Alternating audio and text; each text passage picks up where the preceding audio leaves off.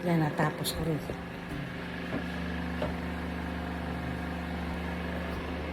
Ito na iwan halita, iuwi ko to.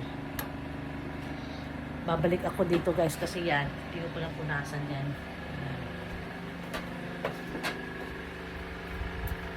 Yan, mga stuff toy ng puso ko.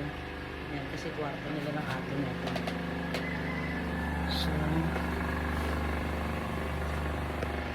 bunutin ko na yung wire kasi baka makalimutan na saan ka ba na ba. Ayan. Pinunot ko na para walang makalimutan.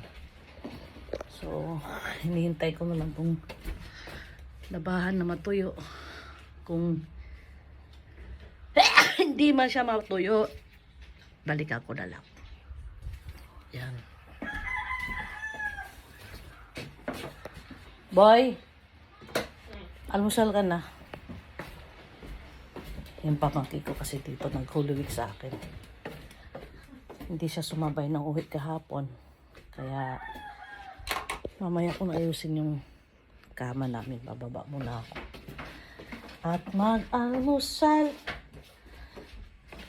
Pamahaw na boy, kay alis tayo after lunch. Daming labahan.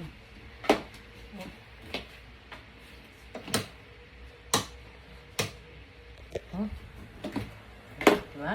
Dami. Kahapon may dinala na, ngayon meron pa din. Kasi yung mga iwan nila niya kahapon.